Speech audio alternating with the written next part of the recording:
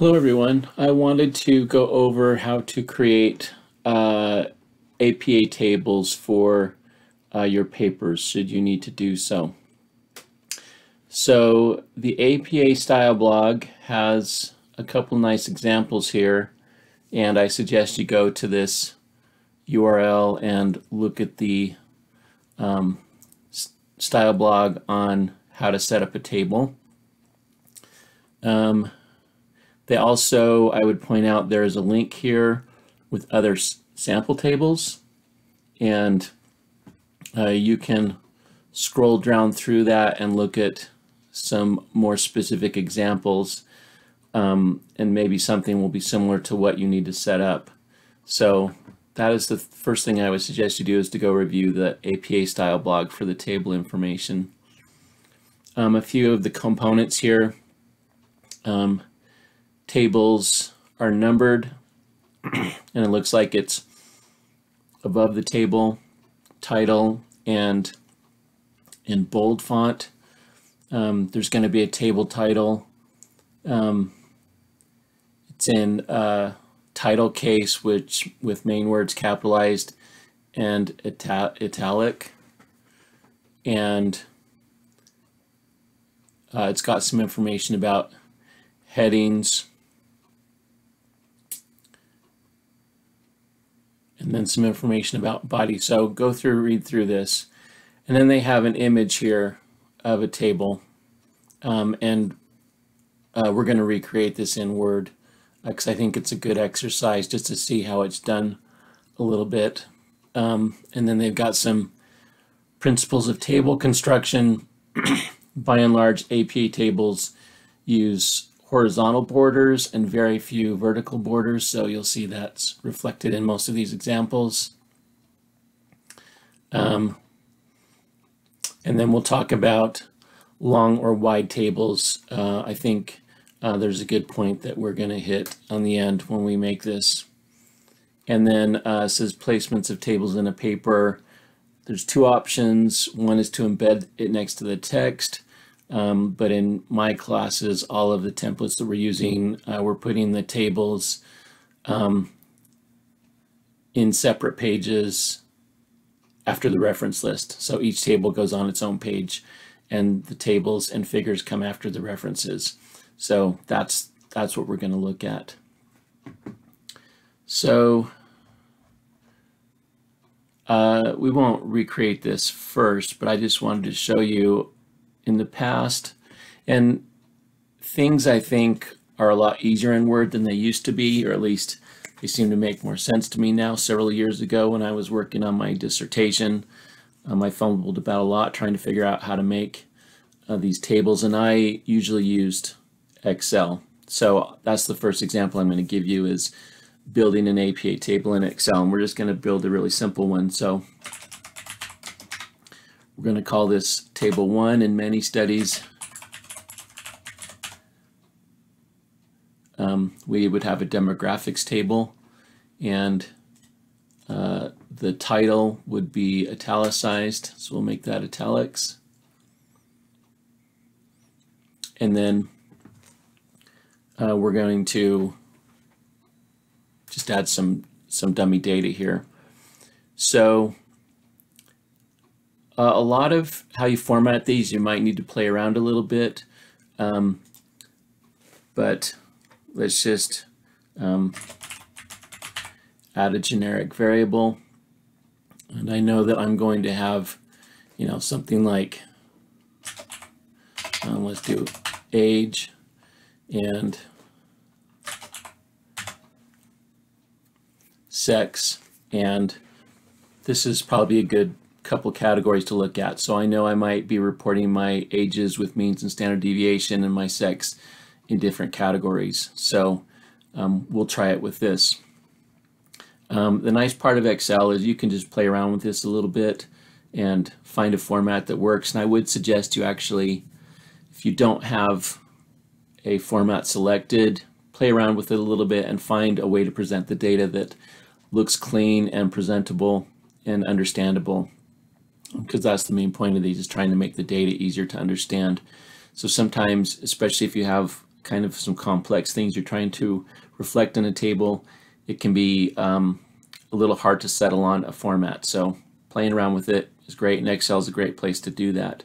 So I know with ages that we're going to end up reporting means and standard deviations, and I already know that I'm going to have some categories for sex, so I'm going to show you how I'm going to deal with that. So I'm going to leave myself an empty column here, and then make a column for means and a column for standard deviation. And I know with my sex I'm going to have some categories, so I want to usually with categorical data we're going to report frequencies and percents. So I'm going to put a column for my frequencies and a column for my percents. So in my sex categories, I might have female, male, and other. So, you know, and this is where you just kind of have to start thinking about how you want to display these. And I already know that I put these column headers on the same row as my age category, so we're going to move those up. So this, and I want variable to be centered across these categories. So I'm going to select these two and go to merge and center, and that's actually how I want it. And I want all of these centered. And so this header row needs a line above it and below it. So we're going to go to, I usually typically just end up getting right click on it and go to format cells and go to border, and I like to use this kind of medium weight border, and we know we need one on the top and one on the bottom, and then we can hit OK. And you can see that there's going to be there's our borders. You could continue down the page. I'm not going to make any more here, but you could keep adding variables and subvariables with categories, whatever, but we're just going to call this the bottom of our table. So we're going to put another horizontal border along the bottom. I'm going to right click, format cells, select the way I want, and put one along the bottom, and that's a good place to start. If these were longer variable names, this is where you can, you know, make the length a certain way, and I typically kind of like to use these columns to help me with some of my spacing and formatting, and you know, that makes that easier to see. If you have, so you can see that my demographics title goes across a cell, and I've noticed that sometimes these get broken up if you copy and paste this into Word. So I'll typically merge the cells for my table and make it left justified, and same thing with the title. And that way it won't break up the wording based on where the cells were originally. Same thing with these main variable names. I would merge those and leave them left justified. You have to play with this and just see what's going to look good for you.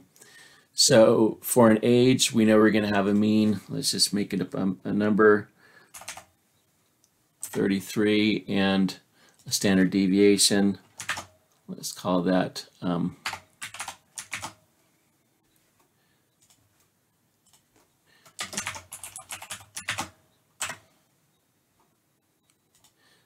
and that did a little formatting that I didn't want, so I'm just going to call it.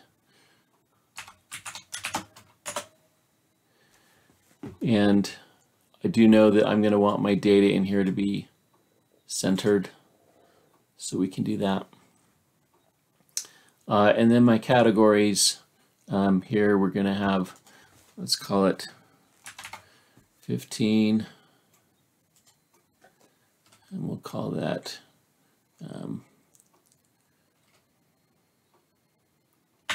equals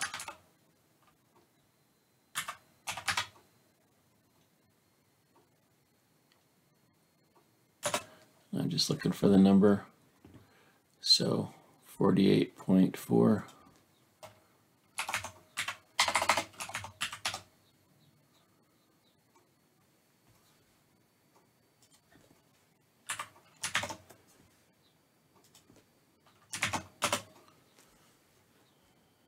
And let's call that the same. And let's say we have one of these and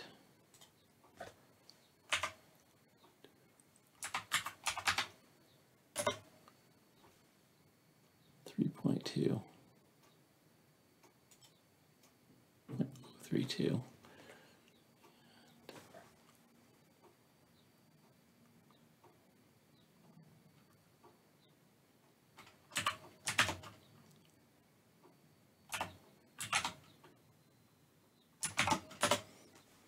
Okay,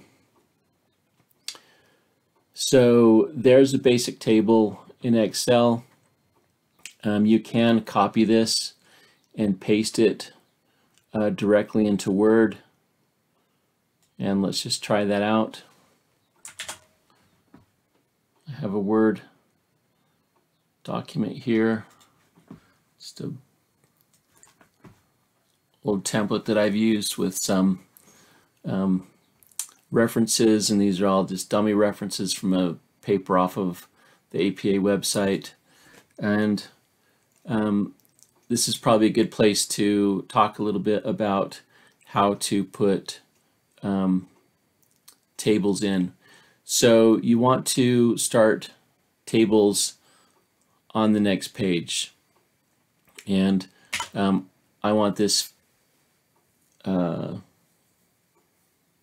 template to have a tables and figures section. So rather than just doing carriage returns to the next page, I want to insert a page break. So I'm going to go to Insert and go to Page Break. And you'll see now I'm on the next page. And I want to call that Tables and Figures. For your headings, I would suggest using the styles in Word. It helps things be consistent if you change the style. In this template, I got this from the APA website and have been using it just as kind of a template. It actually came with the styles defined, and so I'm going to call that a heading 1, and you'll see I have this tables and figures. And I'm going to go down to the next row, and I should be able to paste my table in. And I don't think I made that bold like I was supposed to, so you can edit this. So this is how I made a lot of my tables, was directly in Word. If you have a pretty straightforward table that's simple, that works pretty well. One thing that I might point out to you is you don't want to, if you have multiple tables that you're going to create, you don't want to stack them on top of each other or put them in the same rows unless you know the formatting is going to be the same for column widths and things like that. And so typically I would build my tables horizontally down the page, or not horizontally, slanted down the page, so that my tables wouldn't overlap with each other. One kind of nice trick for working with this to keep yourself from scrolling too much is you can actually group these. If you go to Data and group them, the columns and the rows, you'll see you can actually collapse those and then start with another table and then you could make another table here, and it's not going to be colliding with the formatting of your rows or columns for the first table. But there's some lack of flexibility in this, so we're going to go look at this other table that is on the APA website, and we're going to recreate this table right here directly in Word. So another consideration you might have, and I'll just show you this now, is if your table is going to be extra wide or extra long. And if your table is going to be extra wide, you might consider changing the page orientation for this. And to be able to change the orientation for one page in a paper, you need to have it in a separate section. So I'm going to, rather than just go to insert a page break and go to the next page, I'm going to actually go to layout, breaks, and we're going to make a section break and go to next page. And you'll see when I do that, I now can go to, I'm in a new section, and we can change the orientation of this to a wider format. If you have wide tables, sometimes this makes it a lot easier to read if you change the format to a wider format. And what I would suggest is do your section breaks between the different sections, and then you can make, let's just put layout, and let's put another section break in for the next page, and this one I can change back to portrait. So now you'll see we can have a table that can be on its own and just oriented with a wide format as opposed to a long format. So if you need to do that for sections, use a section break instead of just a page break. And we'll just put table 3 down there. Make that bold. Okay. So as I have looked at this sample table here, we're going to make this sample table. There's one thing I would suggest, and that is putting the table number and title on the page before starting to create your table. And the reason that is it has to do with, if you have a long table that goes across multiple pages, there's a setting in Word that you can use to make the table header be reproduced on subsequent pages. And if you create a table and make a row that says table 1 and a row that has the title, you can't use that function. So I would suggest you go down to the next page like we have it here, and we're going to call this table 2.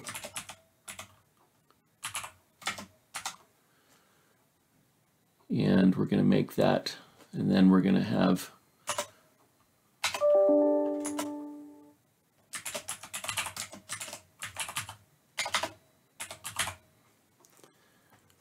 the table title, and that is bold, and that is, let's go down to the next row first. Let's go to insert.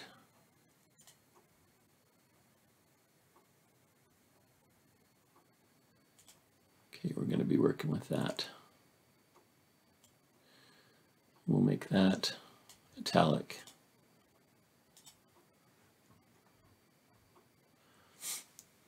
Okay. Now this is where it's a little bit tricky. You have this nicely defined table already, so we're just reproducing this.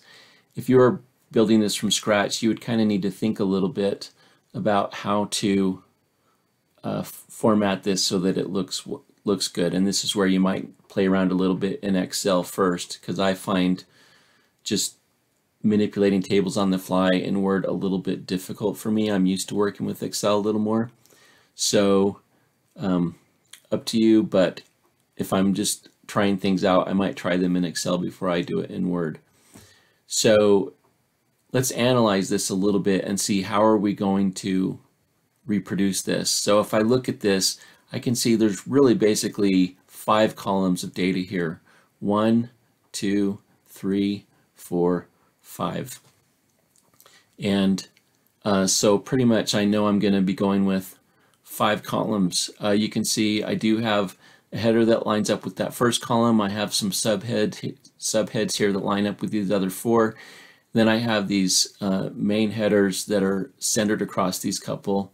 So those will just be across those 2 and will merge and center those headings.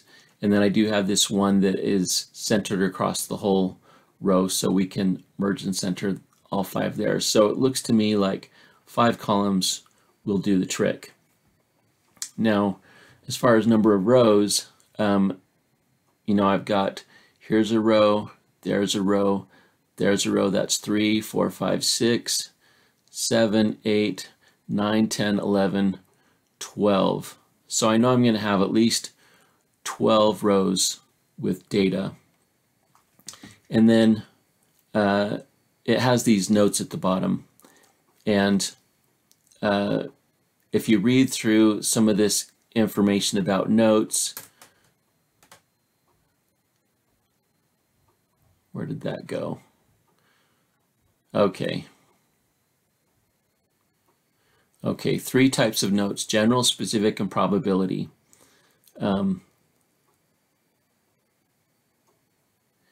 this says that table notes,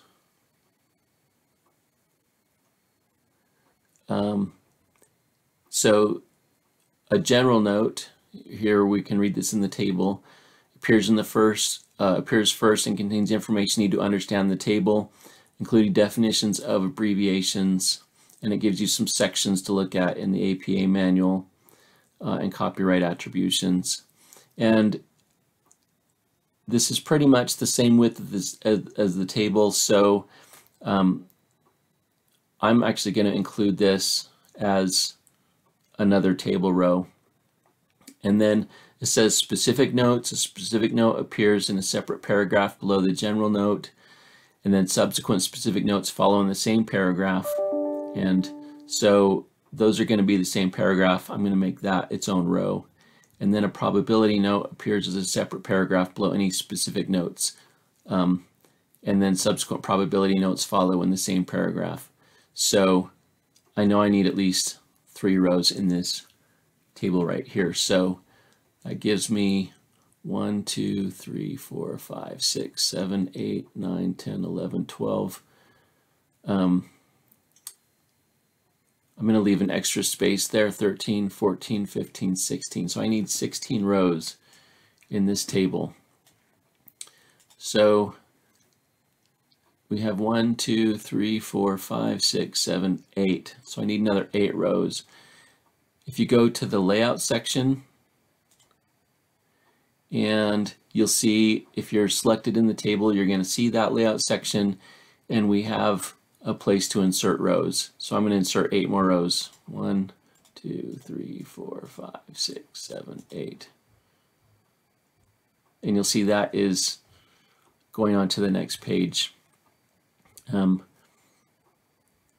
probably don't need that. These are probably a little taller than I need, but that's okay. We'll work with it. So now we have our number and title. We can start putting in information. So grade, girls, boys, and you'll notice that this does not have all of the lines in there with borders around all the cells. And I would suggest that you actually build the information data in your table first before you take the borders away. It's a lot easier to see what you're working with than trying to work in a table with no borders. So this will be, I would just suggest doing this. And we should be able to copy and paste those. And then we're going to have wave 1. And I think I have another version of this that I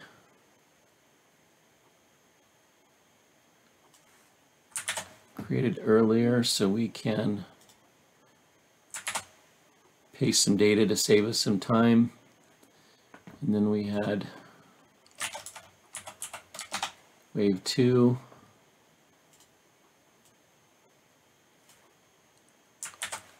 And we can paste some data. And let's paste.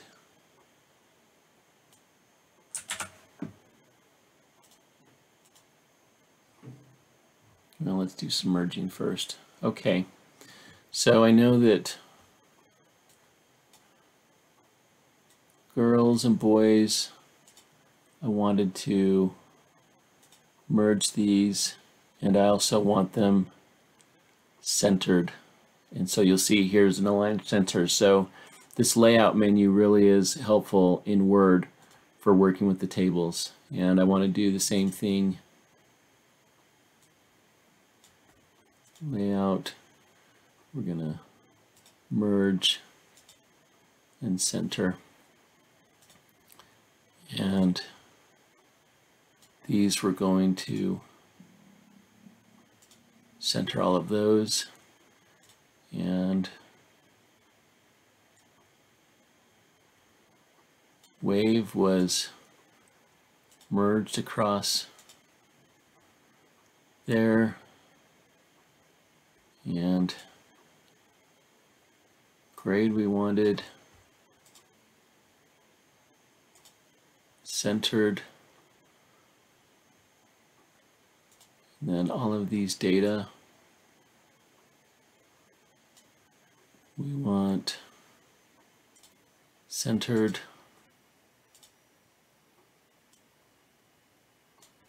Same thing with that. Totals, you see those were left on the left, so I'm going to leave them right there. And then this wave 2 was merged and centered, and all of these data were centered.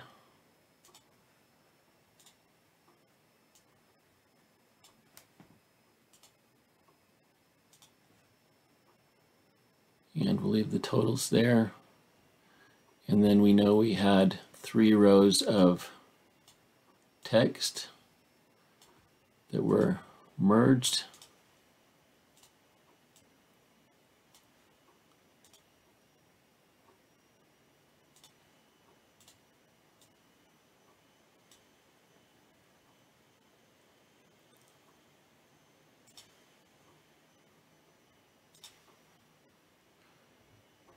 Okay. And we can see that this is breaking across a page. And let's just try this option here. If we needed headers to be repeated on subsequent pages, maybe if this was longer than it was, then we could go to Layout and repeat header rows. And you'll see that these rows that I selected got repeated down here. So that is a great option if things breaking across a page. We're going to go ahead and let's take that out because we don't need to do that, and I'm going to switch my page orientation back because I don't need this so wide. Let's see what happens when we go to layout and orientation and change that to portrait.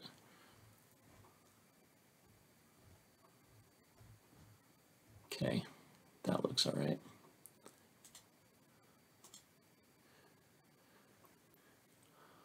All right, so now we need to fix our borders. So we can see that we have a border all the way across the top and a border all the way across the bottom. So I'm going to go ahead and select, I'm going to select the whole table, and let's just go get rid of our borders now. And where was that?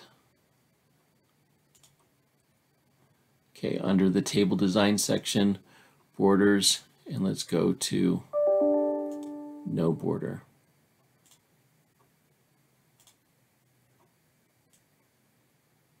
And we know that with these two sections, we had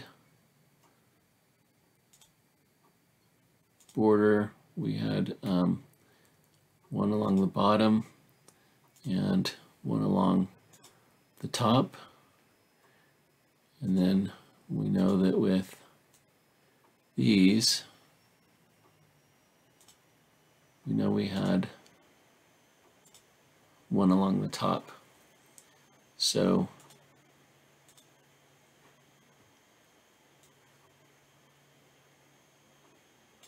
I'm still not sure why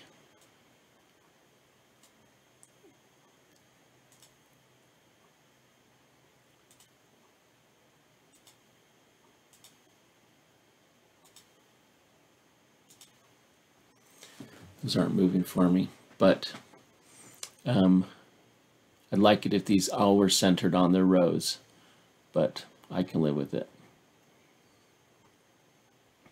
And then the total had one across the top and bottom for that row. So let's select that row and go to table design, borders, and bottom and top, and again for that total, table design, borders, bottom and top.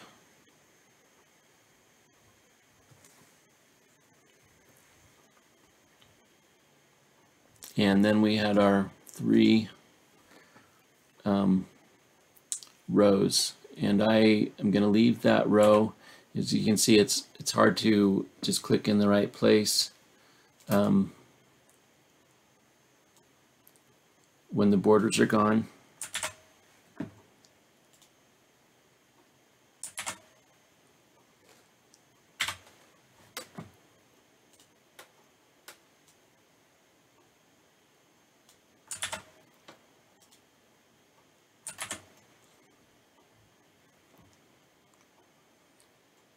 Oops, I should have selected all of that text.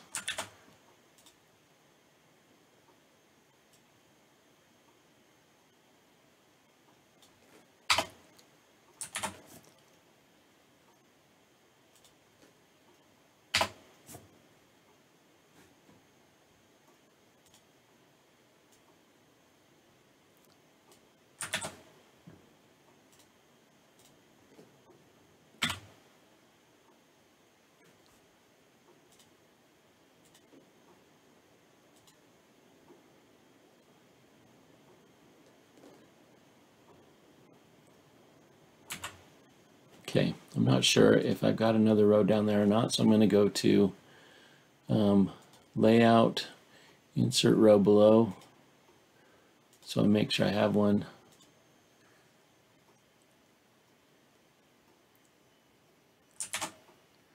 And paste that in. So here is a basic reproduction of that table. So a lot of these letters, I had done the formatting already on another version. You could just type it in normally, and then you would go up to Home and select Superscript like I did here. That's the same thing that you're going to see. Oh, we did put those in. So again, that was just a letter that I typed in, and then I went up and selected it and went and changed it to Superscript where it needed to be. But now you'll see that I have my different tables and they're on the same pages, and you can do that in Excel or in Word and a few of the options. I hope this is helpful to you when trying to create your own APA tables, and if you need help, then just contact me, and we can try to work through whatever you're trying to format together, because sometimes these can be a little bit tricky. So have a good rest of your day.